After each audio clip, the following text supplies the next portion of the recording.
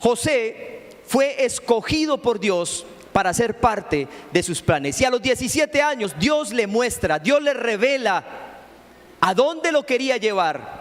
Y no solamente eso, sino le revela la posición que le quería dar. ¿Cuál era el destino que le quería dar? A los 17 años recibe esos sueños que revelaban los planes de Dios. Sin embargo, pasaron años, pasaron muchos años, más de 13 años pasaron para que José estuviera parado en su destino, en el plan que Dios tenía para él. Ahora, ¿por qué demoró tantos años? ¿Por qué demoró más de 13 años José para poder estar parado en su destino? Porque recordemos que era necesario que Dios preparara el carácter de José. Era muy necesario que Dios preparara el carácter de José. Ustedes se imaginan a José en la posición de autoridad que Dios le quería dar. Ese poder, ayer lo decía, el hombre más poderoso en la tierra, en ese tiempo, en ese entonces, se llamaba José. Por encima del faraón inclusive. Porque tal vez Faraón era el faraón de Egipto, pero Faraón hacía exactamente lo que José le decía. Si José le decía que tenían que hacer esto, que tenían que hacer muchas bodegas para guardar graneros, para guardar cosas, para guardar mercancía, simplemente Faraón obedecía. Es decir, José llegó a tener mucha autoridad, mucho poder, mucha posición, llegó a tener muchas cosas allá en Egipto. Ahora, ustedes se imaginan a este hombre parado en su destino y tener a los hermanos de él a sus pies, semejantes joyitas a sus pies, doblegados a sus pies, y después de haber hecho lo que hicieron con él, que hoy vamos, ahorita más tarde vamos a ver a profundidad qué fue lo que hicieron.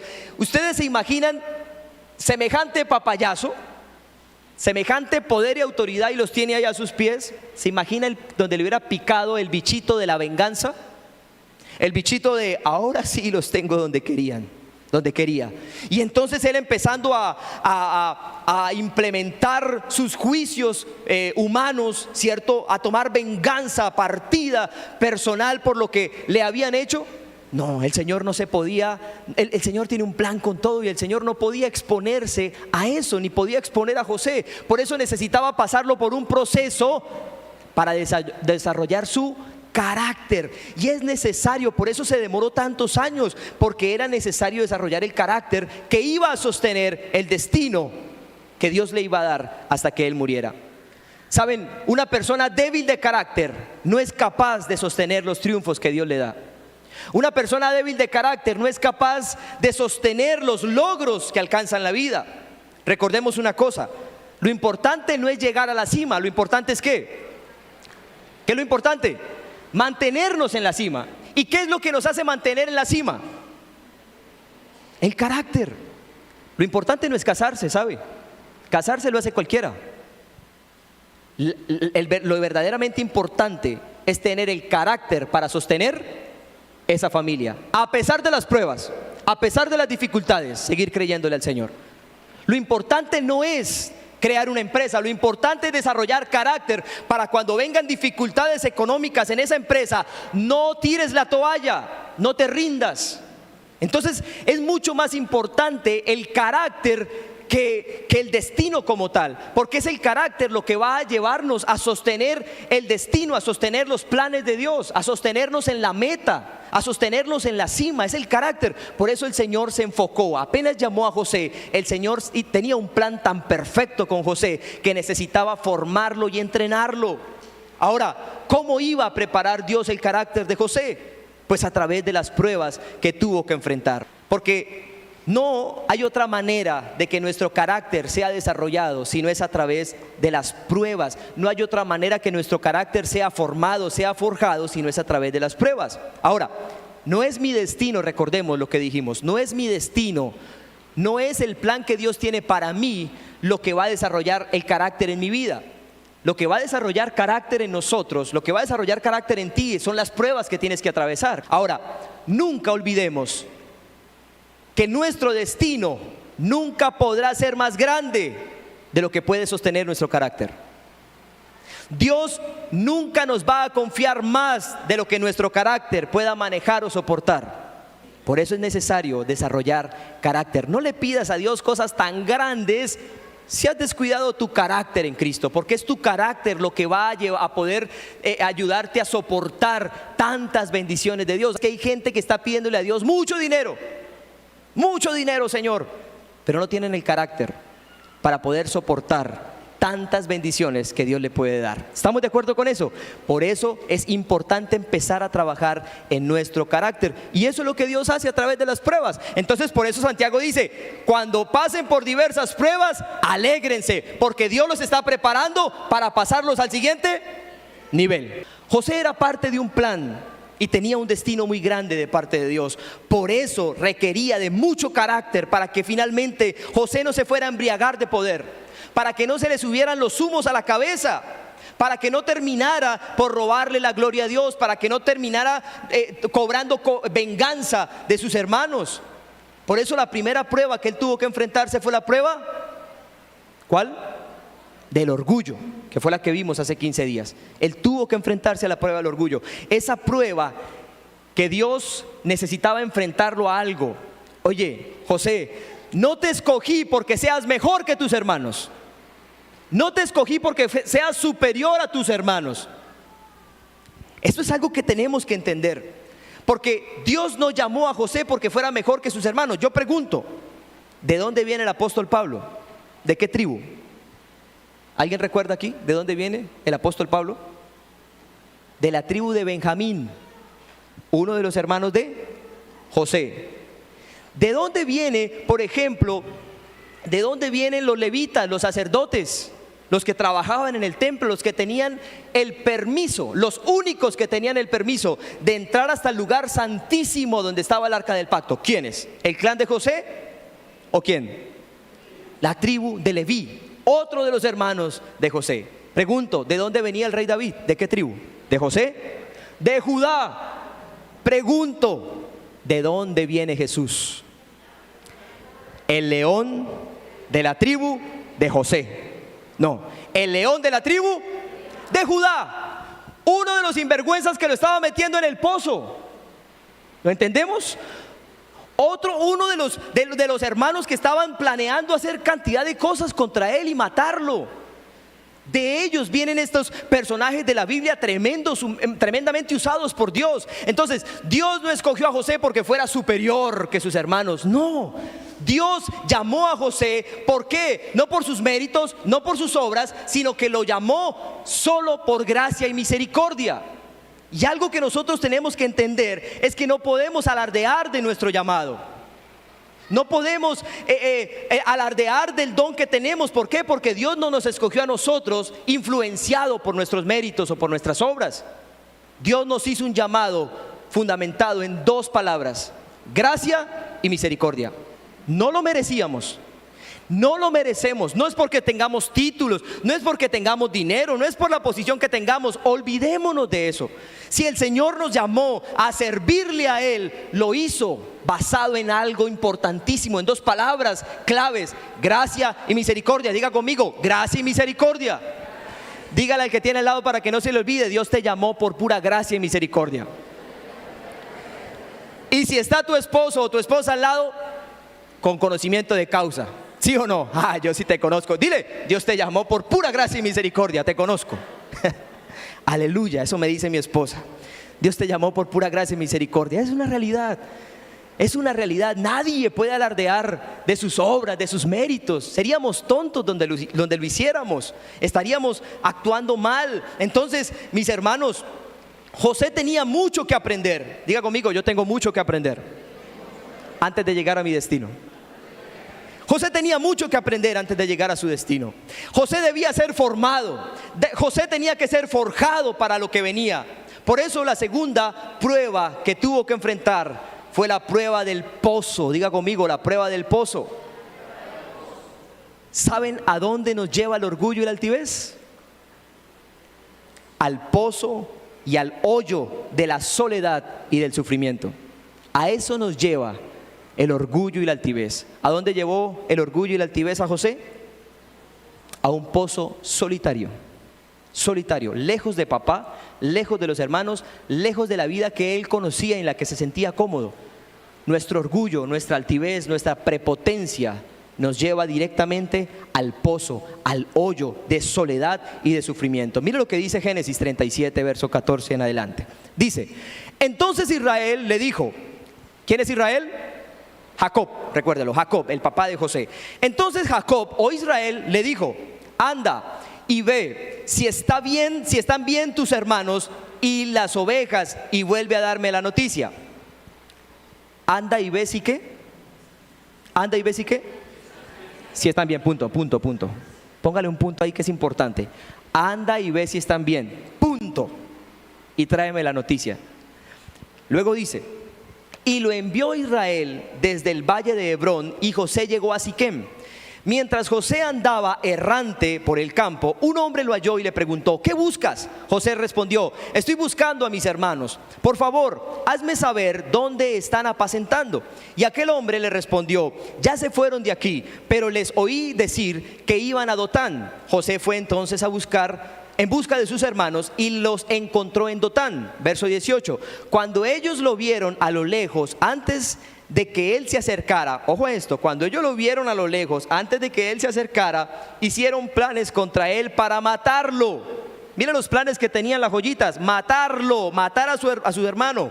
Verso 19: se dijeron el uno al otro. Dentro de esos estaba Benjamín, dentro de esos estaba Rubén, dentro de esos estaba Leví, dentro de esos estaba Judá y muchos de los otros hermanos que acabamos de nombrar. Y se dijeron el uno al otro: mire, ahí viene el Señor, vamos a matarlo, ya, echémoslo en uno de los pozos y digamos que alguna mala bestia se lo comió, y vamos a ver qué pasa con sus sueños. Pero Rubén, al oír esto, lo libró de sus manos y dijo: no lo matemos. Además, para librarlo de sus manos y hacerlo volver a su padre, Rubén les dijo: no derramen sangre, arrójenlo en este pozo que está en el desierto. ¿En el pozo que está dónde? Normalmente un pozo está ¿dónde? En un desierto, ¿cierto? Atravesando un desierto. Pero no le pongan la mano encima. Así que cuando José llegó a donde estaban sus hermanos, ellos le quitaron su túnica, la túnica de colores que llevaba puesta, y por la fuerza lo arrojaron en el pozo. Pero el pozo estaba seco, no tenía agua. En cierta ocasión cuenta la historia que un hombre salía de trabajar muy tarde de la noche, a altas horas de la noche, y tenía que atravesar un cementerio. Mientras él caminaba por allí, estaba muy oscuro, no se podía ver claramente. Y dice que aquel hombre que iba directamente a su casa no se dio cuenta y cayó en una fosa bien profunda, en una fosa, ahí cayó.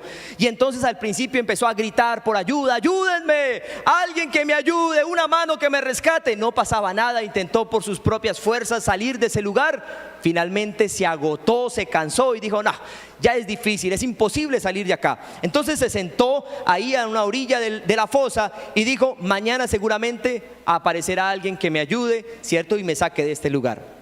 A esa misma hora pasaba un borrachito por ahí, ¿cierto? Diciendo: la vida te da sorpresas, sorpresas te da la vida. Mientras caminaba el borrachito hacia allí, tampoco se dio cuenta que había una fosa y cayó en la misma fosa.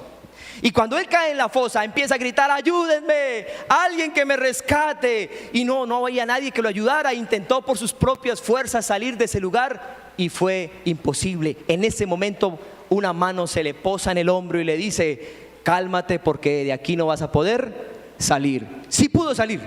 Inmediatamente salió. En 3 pasos, en 3 zancadas ya estaba fuera, porque todos necesitamos la motivación correcta para salir de los pozos. Y él sí que tuvo la motivación correcta. Entonces, ¿qué pasa? Hoy vamos a hablar de la prueba del pozo y cómo salir de allí. Cómo tener la motivación correcta para salir de esa posición. Y es lo primero que vamos a hablar el día de hoy: la posición del pozo. A lo que me refiero es que tenemos que preguntarnos, iglesia, ¿por qué estoy en esta posición? ¿Qué fue lo que me hizo caer en este pozo, en este hoyo? ¿Cierto? Debemos preguntarnos cuál fue la decisión, ¿cierto? ¿En qué momento? ¿Cuál fue el punto en la historia en la que me metí en este berenjenal, ¿cierto? En este enrollo tan complicado. Y entonces tal vez muchos han caído en un pozo espiritual y están ahorita atravesando un pozo espiritual. Tal vez muchos cayeron en pozos financieros, o tal vez caíste en un pozo familiar, en un hoyo, en un pozo matrimonial, o de enfermedad inclusive. Y entonces en esos pozos no hay agua. Esos pozos están secos y aparte de todo son hondos. Pareciera que no hubiese una motivación para salir de allí. Y entonces por eso muchos se encuentran secos espiritualmente, secos en su matrimonio, secos financieramente. Y entonces la pregunta es: ¿por qué estás ahí, iglesia? ¿Por qué estamos en esa posición? ¿Qué fue lo que pasó? ¿Por qué estamos en ese lugar? En el caso de José, él pudo haber dicho lo siguiente fácilmente. Él pudo haber dicho: no es culpa mía ni dónde estaba ni cómo vestía. El violador eres tú, ¿cierto? José pudo haber dicho: no era culpa mía. No es culpa mía que yo esté en esta posición. No es culpa mía que yo esté en este pozo. La culpa es de mi papá. ¿Para qué me mandó? Él pudo haber dicho: la culpa es de mis hermanos, ¿cierto? Él pudo haber dicho en un momento dado: no fue lo que yo les conté. No fue porque yo les haya contado mis sueños ni les haya mostrado mi túnica de colores. No fue mi orgullo, fue la envidia de ellos la que me tienen en este lugar tan terrible. Y para ser sincero, sí, la envidia de estos hombres los llevó a tomar una decisión terrible con José, y fue llevarlo y meterlo en aquel pozo a la fuerza. Por eso, nunca le muestres tu túnica de colores a los resentidos sociales, a los envidiosos, a los frustrados, porque vas a terminar mal. Nunca le cuentes tus sueños a los envidiosos, porque ellos te van a llevar hasta el hoyo. No todos se alegran contigo, y es algo que tenemos que entender. ¿A cuántos han matado saliendo de un banco con una suma de dinero alta? ¿Por qué? Porque le dijeron a un amigo, le dijeron a un familiar, o a un conocido le contaron que iban a retirar una plata, y después lo roban y hasta los matan. Y usted confiando que sí, o muchos confiando en que sí, es que yo confié en él. Y no, hay que tener cuidado con quién, hay que ser prudentes a quién les contamos nuestras cosas. ¿A cuántos en su propia casa los han robado? ¿Por qué? Porque llega un amigo, porque llega un familiar, la persona que nos ayuda dentro de la casa, y la envidia de: ¿y por qué tiene tantas joyas? ¿Y por qué tiene tantas cosas? ¿Y por qué? Y entonces empiezan a llevarse las cosas. Es algo que tenemos que entender. Hay que ser prudentes. Diga conmigo: debo ser prudente. Cosa que no tenía José. José no tenía prudencia. Necesitamos ser sabios. ¿Por qué? Porque no todos se alegran de nuestros triunfos. No todos se alegran de los logros que alcanzamos. Algunos se muestran amigos, pero en verdad, apenas estemos metidos en el hoyo, en el pozo, inmediatamente se alegran, celebran de la posición en la que caímos. Y uno creyendo que sí, que todos celebran con uno, y hay que tener cuidado. Hay que tener cuidado. José pudo haber dicho: pastor, o sea que no puedo mostrarle a mis hermanos mi túnica de colores. Pastor, o sea que no puedo contarle mis sueños a mi familia. Quiero decirte algo, José: claro que no. Claro que no. En este caso, desafortunadamente, a ellos no le podía José mostrar ni su túnica ni contar sus sueños. Ya estaba advertido José, ya estaba advertido. Ya había visto algunas muestras de la envidia, del rencor, de la amargura, del resentimiento, de la frustración que tenían sus hermanos. La Biblia claramente dice en la narración que ellos le tenían mucha envidia, le tenían mucho odio, lo maltrataban verbalmente. ¿Recuerdan? Sin embargo, hay algo que me impacta, y es que aunque lo maltrataban verbalmente, nunca habían pasado una agresión física. Sin embargo, escúchame algo: el envidioso está a tan solo 3 doritos de rayarte el carro. La envidia nos lleva o lleva a la persona al punto de pasar de maquinar en su mente cosas, verbalmente decir cosas, a pasar a las agresiones físicas, a robar, a golpear, a dañar, a destruir. Y hay que tener cuidado con eso, mis hermanos. Hay que tener cuidado con eso. Mucha gente, cuando está en dificultades, no es autocrítica. Muchas personas, cuando están en el pozo, no hacen un análisis sincero del por qué están ahí en esa condición. ¿Qué fue lo que se hizo mal? ¿Cierto? No se preguntan cuál fue la decisión que los llevó a ese pozo financiero. No se preguntan cuál fue la decisión que los llevó a ese pozo espiritual o a ese pozo de enfermedad. Lo primero que hacen cuando caen a un pozo muchas personas es culpar a los demás. Culpan a Dios, de la condición de vida en la que están, culpan a la iglesia, culpan al pastor, culpan al papá, culpan a la mamá, culpan a los hijos, culpan al esposo, a la esposa, culpan al colegio, culpan a la EPS, culpan al médico porque no les dio ¿cómo se llama? La fórmula, la incapacidad, culpan a todo el mundo. Pero nunca se ponen a prueba a sí mismos, como dice el apóstol Pablo en 1 Corintios 11:28, cuando tomamos la Santa Cena. Recuerden, por tanto, cada uno de ustedes pruébese a sí mismo, examínese a sí mismo antes de comer del pan y de la copa, porque si hay alguien que está interesado en que nos examinemos y nos probemos a nosotros mismos, ese es Dios. Dios no está interesado en que tú busques culpables cuando estás pasando por esa prueba del pozo. Dios está interesado que cuando estemos allí nos preguntemos a nosotros mismos: ¿qué necesito aprender? ¿Qué es lo que el Señor está enseñándome en esta posición? ¿Qué fue lo que hice mal? ¿Cuál fue mi mala actitud? ¿Cuál fue la mala actitud que me metió en este pozo? En lugar de estar buscando quién fue el que me metió en este pozo, quién fue el culpable, quién fue el que me hizo. No, el Señor está interesado y dice, el Señor no dice pruebe al otro, el Señor dice pruébese a sí mismo, examínese, evalúese a sí mismo. Escúchame algo, por favor, escúchame algo. Lamento mucho lo que tus padres te hicieron, pero ahora tú y yo somos responsables de nuestros actos y de nuestras decisiones. Cuando aprendí esto, perdoné a mi padre y empecé a caminar en el propósito de Dios, porque durante mucho tiempo lo culpé a él, y lo culpé a él, y lo culpé a él. Y el Señor me dijo: no más. Deja de culpar a los demás, deja de culpar a tu padre y párate ahora de frente, porque te he proporcionado todo para que te sanes y cumplas el propósito. Y esto es algo importantísimo. Lamento mucho lo que te hicieron tus compañeros de trabajo, lamento mucho lo que te hicieron tus amigos, lamento mucho lo que te hicieron tus compañeros de estudio, pero ahora Dios te ha proporcionado también a ti todo para que te sanes. Te ha proporcionado todo para que seas libre. Lamento mucho lo que ha pasado en el pasado contigo, pero ahora Dios te ha proporcionado todo para que seas libre, para que te restaures. Y es tu decisión ahora, escúchame, es tu decisión seguir viviendo tu vida culpando a los demás por esa condición en la que estás, o simplemente decides perdonar, decides sanar y seguir avanzando hacia el destino que Dios ha propuesto para ti.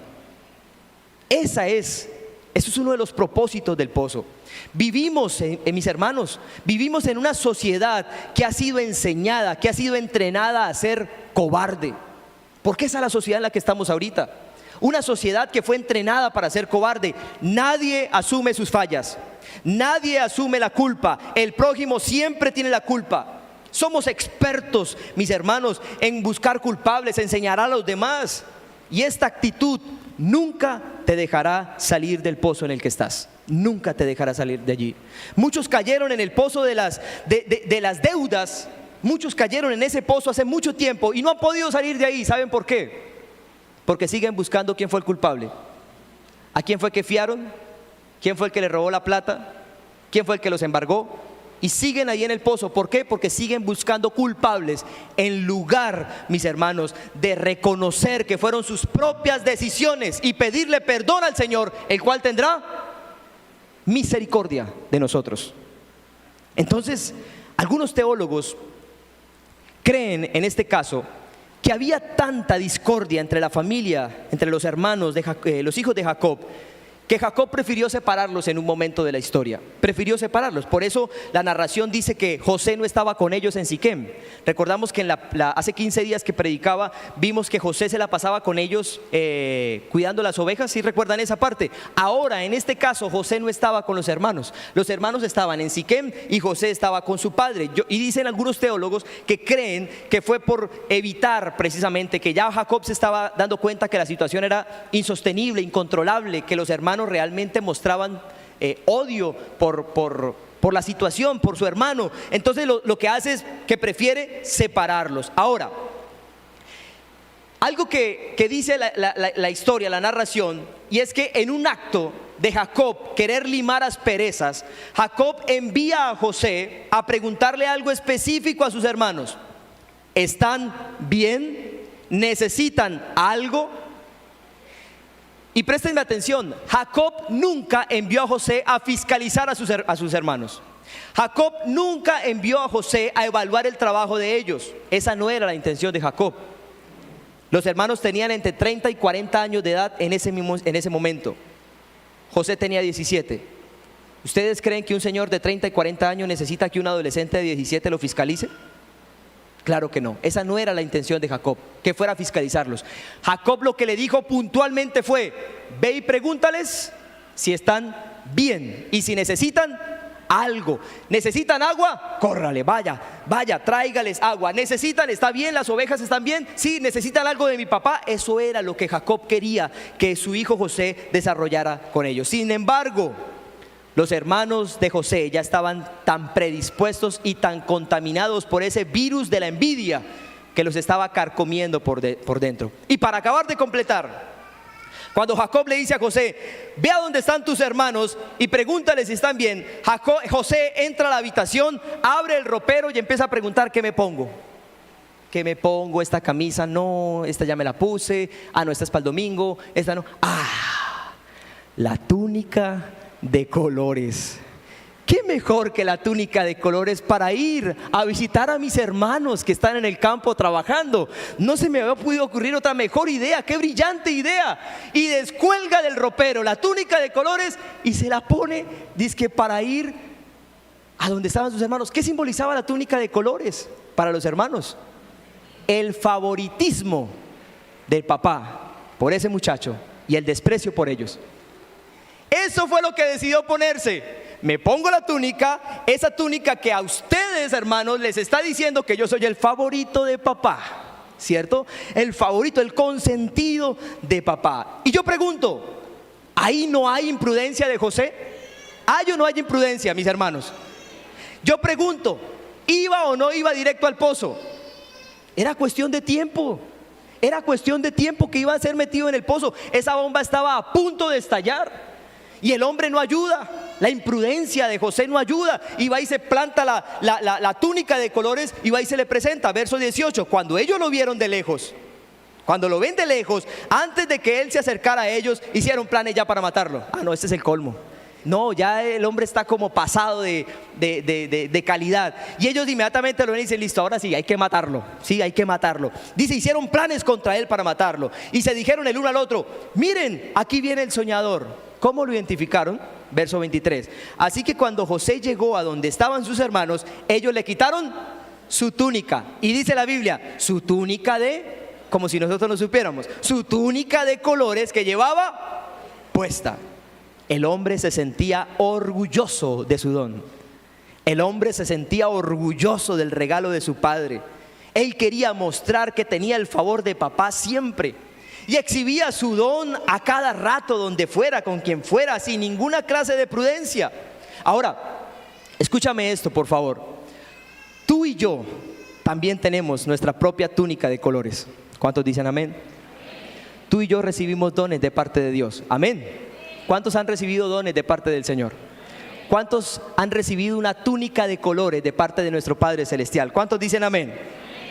El problema es que muchos están orgullosos del don que les fue dado.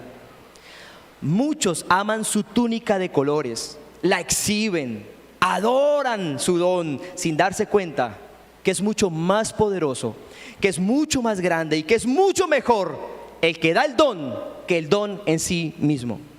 Y ese ha sido uno de los grandes problemas de los cristianos. Necesitamos amar al que da los dones.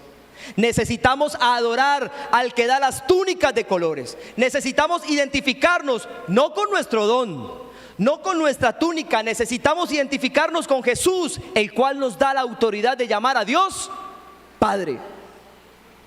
No podemos, mire, a nosotros no nos define nuestro don. A nosotros no nos define la túnica que nos dio papá. A nosotros nos identifica y nos define Jesús de Nazaret. Él es el dueño de todos los. Él fue el que instituyó los ministerios. Él es el creador de los dones y los reparte a quien quiere, como quiere, cuando quiere. ¿Estamos de acuerdo? Pero muchos están adorando el don y adoran el don, y tenemos que entender, mis hermanos, que eso es un grave error. Antes de José caer en el pozo, escúchenme, antes de José caer en el pozo donde fue metido, perdió su don, perdió su don, perdió su túnica de colores. Y alguien me podrá decir: pastor, no, yo también estudio la Biblia, y en la Biblia dice que los dones y el llamamiento son irrevocables, pastor. ¿Cómo se le ocurre decir tal cosa? Sí, eso es una gran verdad, una verdad absoluta. Los dones y el llamamiento son irrevocables. Pero yo nunca dije que el Padre le quitó el don. Yo dije, Él lo perdió. ¿Es muy diferente? Muy diferente. En otras traducciones de la Biblia dice que el Señor, que el Padre, que Dios no le quita los dones y el llamamiento a quien Él se los dio. Eso es una verdad absoluta, esa es una doctrina cristiana. Dios no nos quita, nuestro Padre no nos quita el don que nos dio, ni el llamamiento que nos hizo. Lo perdemos en el camino, por falta de integridad, de insensatez, de necedad. ¿Recuerdan al hijo pródigo? El hijo pródigo: papá, mi túnica de colores, tómala, hijo, te la entrego. Y sale con su túnica de billetes para todos lados. ¿Sí? A ver, a mostrársela a sus amigos: y a ti te compro, y a ti te invito, y a ti esto, y dele, y fiestas, y mujeres, y trago, y vicios. Y la túnica cada vez se iba desgastando hasta que finalmente la perdió. Pregunto, ¿el padre se la quitó? Fue hasta allá y dijo: qué chino tan irresponsable, deme esa túnica, deme la plata, o si no va a terminar por gastarla toda. ¿Hizo eso papá? Papá estuvo tranquilo en casa. Finalmente el hijo pródigo terminó por perder todo lo que el padre le había dado. Lo perdió en el camino, absolutamente todo lo perdió. Por eso, mis hermanos, ¿por qué lo pierde? Por falta de sabiduría, por falta de sensatez, porque no estaba preparado para recibir lo que su padre le había confiado. ¿Saben por qué lo perdió? Porque no tenía carácter para sostener lo que su padre le quería dar y lo que su padre le dio. Y esto lo llevó ¿a dónde? Al pozo de la pobreza, de la miseria, a pelear con los cerdos. ¿Por qué? Porque no tenía carácter para cuando recibió la túnica, para cuando recibió el don, para cuando recibió el regalo de Dios, el regalo de papá, sostenerlo en integridad y en pureza. ¿Cuántos ministros de Dios? ¿Cuántos hombres de Dios, pastores, líderes, con tantos dones, con tantos talentos, con tanta unción, con tanto favor de Dios, pero han perdido su don? ¿Por qué? Por falta de integridad. Han perdido su don, han perdido su túnica de colores. Mire, pierden la unción. ¿Saben por qué? Por falta de carácter. Yo siempre le digo a los del grupo de alabanza, a los ministerios que trabajan aquí en la iglesia, siempre les digo algo: el don no es suficiente para sostener un ministerio. El talento no es suficiente para sostener el ministerio. Es el carácter el que sostiene el ministerio. Es el carácter el que sostiene nuestro llamado. No es el talento. Qué talentoso eres, suficiente. No necesito carácter con el solo talento. No, podrá ser el más talentoso en el fútbol, pero si no tiene carácter, ese talentoso termina por ser un sueño más, ¿cierto? Recuerdan, y en YouTube eso hay una cantidad. Nosotros los colombianos tenemos una cantidad de muchachos que uno, oiga, pero ese pudo haber sido. ¿Por qué no fue? Porque nunca tuvo carácter, porque se rodeó de malas personas, pudiendo haber sido grandes personas. Lo mismo pasa en el cristianismo. Entonces es algo que tenemos que tener cuidado, mis hermanos. ¿Por qué? Porque hay muchas personas que se sienten orgullosos de su don, porque hay personas que usan el favor de Dios, ministros, pastores que usan el favor de Dios para engañar a la gente, para robarla, para abusar de ella, para abusar y dañar a quienes Dios ha puesto bajo nuestro cuidado. ¿Cuántos hombres de Dios les ha dado el Señor una unción tan especial que cuando hablan, un talento para hablar? Mire, yo les digo una cosa: muchos mejores que yo, muchos mejores que yo. Y siempre le pregunto al Señor: ¿y por qué a mí? Claro que sí, usted podrá decir: hay muchos mejores que yo. Pero ¿saben una cosa? Hay muchos que son mejores que nosotros, pero no han desarrollado carácter en Cristo. Por eso el Señor te tiene aquí a ti y te está formando. Por eso dale gracias a Dios cuando estés en diversas pruebas. Sí, hay muchos más talentosos, pero tú tienes el carácter de Cristo. Pero tú estás interesado y enfocado en tu vida espiritual, y eso para Dios es emocionantemente suficiente. Y el Señor dice: perfecto. Yo no necesito gente preparada, yo necesito gente dispuesta para ser preparada. ¿Estamos de acuerdo con eso? Y esto es lo que el Señor ama. ¿Y cuántas personas, cuántos ministros, cuántos líderes y pastores han perdido su autoridad? Perdieron su unción. No porque Dios se le haya quitado el don y el talento, no. es porque perdieron su don, porque perdieron su túnica de colores por falta de integridad y por falta de sensatez. Y algunos se preguntará: pastor, ¿y si me arrepiento? ¿Y si reconozco mi pecado? ¿Puedo recuperar mi túnica de colores? Yo no sé si José recuperó o no recuperó esa túnica de colores. La historia dice, por ejemplo, que los hermanos de José le llevaron la túnica hasta donde estaba el papá, ¿cierto? Y con base en eso, yo concluyo que un papá nunca bota ciertas cosas de su hijo. ¿O cuántos tienen el cordón umbilical de su hijo todavía en el álbum? ¿O no? ¿Cuántos tienen el primer mechón? ¿Cuántos tienen el primer calcetín? ¿Sí? ¿El primer pañal? No, tampoco. ¿Saben? Mi hija Valentina y María Paz le venden los dientes que se le caen, le venden sus dientes al nonito Luis en 50,000 pesos. Que él se los pague a 2,000 es otra cosa, pero ella siempre que llegan es 50,000, nonito. Y él los guarda en un cofrecito allá, ¿sí? Entonces, con base en eso yo concluyo que Jacob no botó la túnica de su hijo amado, de su hijo favorito. Pero la Biblia no nos dice aquí, mis hermanos, no nos dice aquí que José haya recuperado su túnica o no. Eso no lo dice la Biblia. Pero hay algo que sí nos dice la Biblia, y es que Dios tenía preparado algo mucho mejor para José. Tal vez perdió la túnica de colores, pero cuando llegó a su destino tenía un armario lleno ¿de qué? De las mejores túnicas que existían en el mundo en ese momento. Cantidad para escoger tenía. Porque sabes una cosa, cuando nos arrepentimos, cuando dejamos de buscar culpables y asumimos nuestra responsabilidad, el Señor nos saca del pozo donde hemos perdido muchas cosas y nos da mucho más de lo que hemos perdido. Nos da mucho más de lo que nosotros le pedimos a Él, nos da mucho más de lo que hemos podido perder por culpa de la posición en la que estamos. El hijo pródigo, después de salir del pozo y volver a casa, ¿saben algo? Recibió mucho más de lo que había perdido. Le dieron anillo, le dieron túnica, le dieron sandalias y le hicieron una tremenda fiesta, y volvió otra vez a recuperar, que para mí, ¿saben una cosa? Es lo más poderoso. Restauró su relación con el Padre. Es lo más poderoso de la historia cuando salimos de un pozo.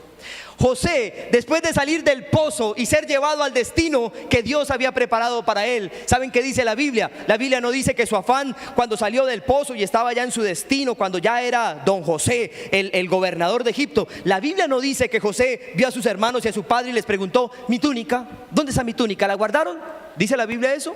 Nunca preguntó por su túnica. ¿Sabe qué dice la Biblia al respecto de lo que hizo José? Génesis 46. José preparó su carro de guerra, ya tenía carro de guerra, y viajó hasta Gosén para recibir ¿a quién? A su padre Jacob. Cuando José llegó, corrió a los brazos de su padre y le preguntó: ¿mi túnica? ¿Qué hiciste con mi don? ¿Qué hiciste con mi regalo? ¿Sí fue lo que hizo? Llegó a los brazos de ¿quién? ¡Wow! ¡Papá! Tú eres más importante que mi túnica. Tú eres más importante que mi don. ¿Qué es el regalo que me diste? Tú eres más importante que eso. Lo abrazó y dice que lloraba y lloraba mientras abrazaba a su papá. Dice que lloró sobre su hombro largo rato. Finalmente Jacob le dijo a José: ahora estoy listo para morir, porque he vuelto a ver tu rostro y sé que aún vives. Lo más valioso que recibió después de salir de ese pozo fue volver a los brazos de su papá. Y eso es algo que tenemos que valorar nosotros, mis hermanos. Eso tiene que ser una de las motivaciones de salir de ese lugar. El pozo hace que perdamos lo más valioso. El pozo hace que perdamos lo más importante en nuestra vida. Y no son las cosas materiales, no son el don o los regalos que Dios nos ha dado. Los pozos nos separan de los brazos de Dios. Los pozos hacen muchas veces que perdamos la esperanza de volver a sentir el gozo de la salvación. Eso es lo que hace el pozo en muchas ocasiones. Pero por eso nuestra mayor motivación para salir de ese pozo en el que hemos caído, en el que estamos tal vez ahora mismo, es volver a los brazos de papá y recuperar la identidad de hijo que un día nos dio el Señor Jesucristo. Por eso tenemos que recordar, o tenemos que tener una perspectiva correcta del pozo, que es el segundo punto ya para terminar. La perspectiva correcta del pozo.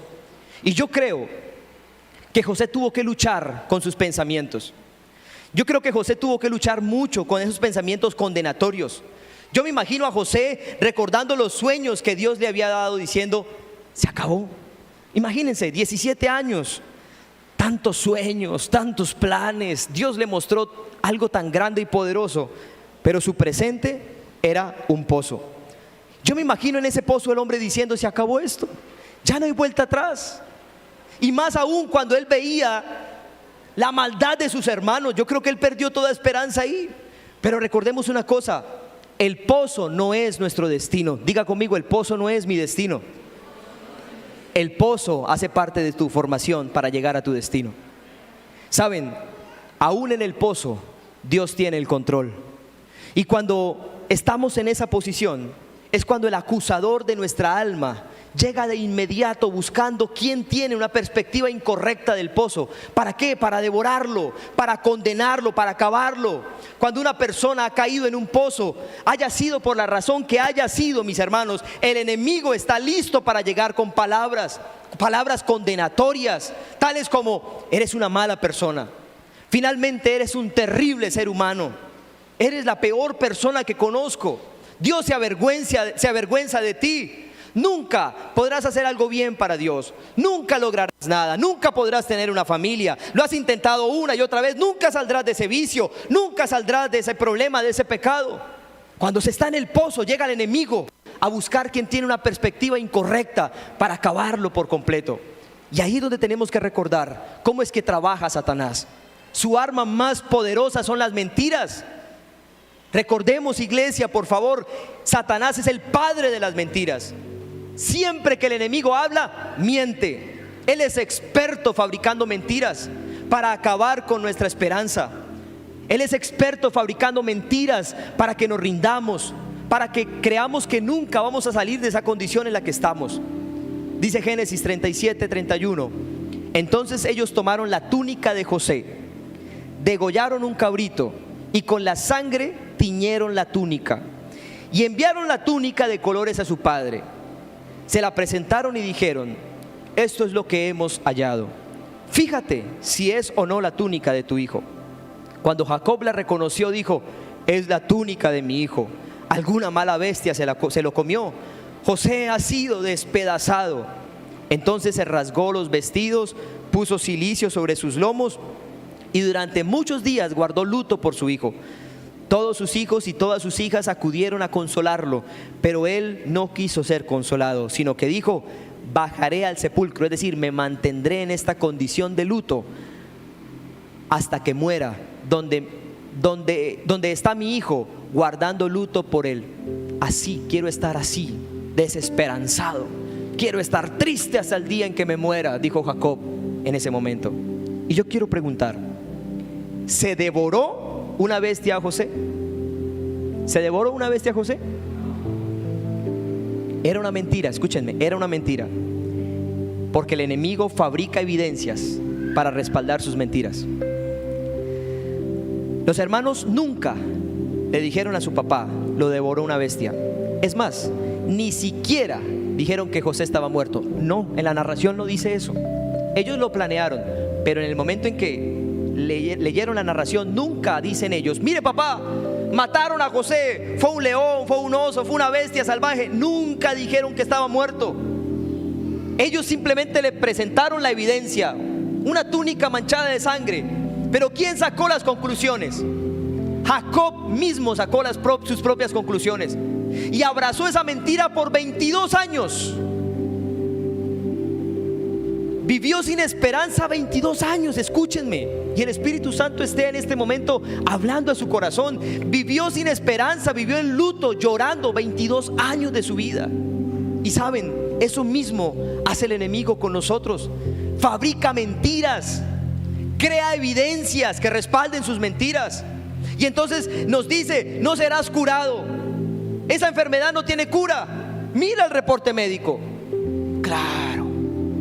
Y el enemigo fabrica evidencias que respalden sus mentiras. Pero el Señor en Isaías 53 nos dice que Jesús murió por todas nuestras enfermedades. ¿Por qué le creemos más las mentiras a Satanás que las verdades a Dios? Él dice que Él cargó nuestros dolores en la cruz, que Él murió para que nosotros fuésemos sanos. No tendrás éxito en tu negocio. Mira las noticias y entonces empieza a fabricar evidencias. Mira las noticias, el mundo es un caos. Tu matrimonio no tiene solución.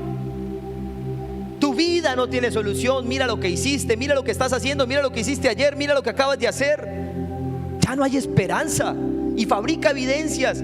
El esposo cuando grita a la esposa, cuando la maltrata, y ella dice: no, ya, definitivamente este hombre no va a cambiar. Y el enemigo dice: no va a cambiar, no va a cambiar. Y pierden toda esperanza, y así duran. Cuando vienen a consolarlo, cuando viene el Señor a consolar, dice: no, yo prefiero estar así sin esperanza el resto de mis días hasta que muera.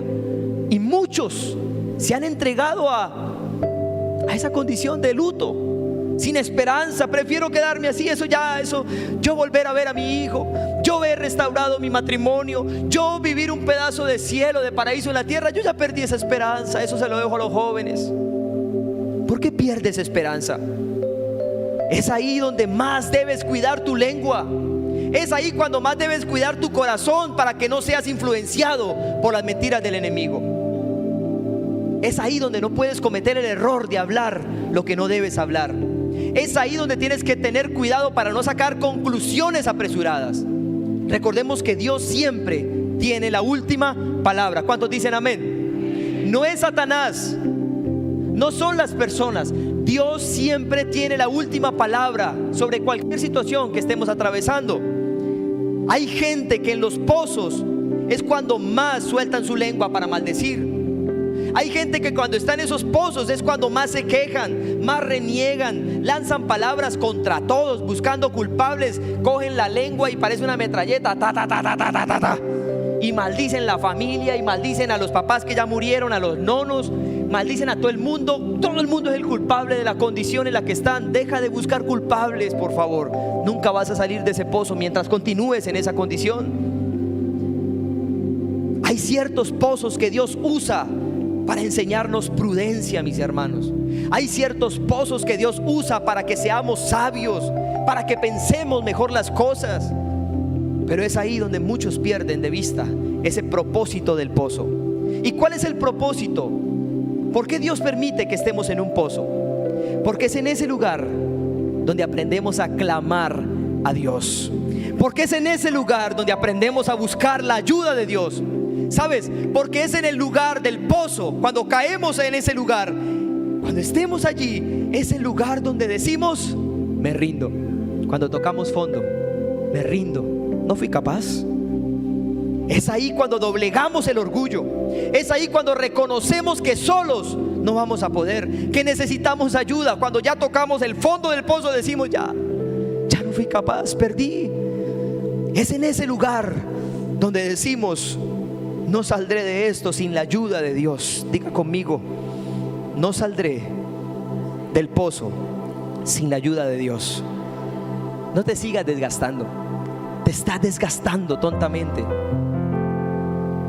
Sin Dios no vas a poder salir. Y ahorita mismo alguien pone la mano sobre tu hombro y te dice: de esta no vas a salir si sigues haciéndolo a tu manera. Y es ahí cuando tienes que reconocer que Dios está a tu lado diciéndote: yo te voy a ayudar a salir de ese pozo, pero necesito que aprendas la lección, dice el Señor. Que aprendas a ser prudente, sabio, desarrolla carácter, humildad, mansedumbre, bondad. Que seas entendido en los tiempos. En la Biblia hay otro que cayó en un pozo profundo, y fue Jonás. Su orgullo y su suficiencia lo llevaron hasta esa posición, ¿o no? Porque eso es lo que hace el orgullo y la altivez. Siempre nos va a llevar al hoyo, al pozo. Y eso pasó con Jonás. Ahora, ¿qué hizo cuando estaba en ese lugar? Jonás 2, 1 al 10. Escúchenme. Entonces Jonás oró al Señor su Dios. Está Jonás en el vientre de un gran pez, en el hoyo profundo allá, cierto, del mar. Y él está diciendo: Jonás oró al Señor su Dios desde el vientre del pez y dijo: Señor, en mi angustia te invoqué y tú me oíste. Desde el fondo del abismo, desde el fondo de este pozo clamé a ti y tú escuchaste mi voz. Me echaste a las profundidades del mar. Mire lo que reconoce Jonás: entiendo, Todo hace parte de un plan. Fuiste tú el que me botaste a este lugar, Señor. Y las corrientes me rodearon.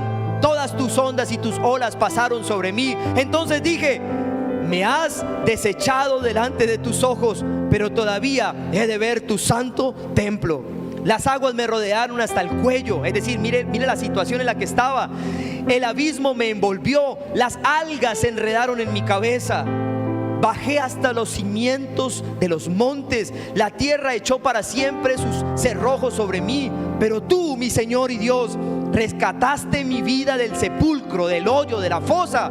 Cuando dentro de mí desfallecía mi alma, cuando dentro de mí desfallecía mi alma, me acordé de ti, Señor. En el pozo hay que acordarnos del Señor. Por eso es importante lo que dice acá Jonás: cuando estaba ya metido, me acordé de ti, Señor, y mi oración llegó hasta ti, hasta tu santo templo.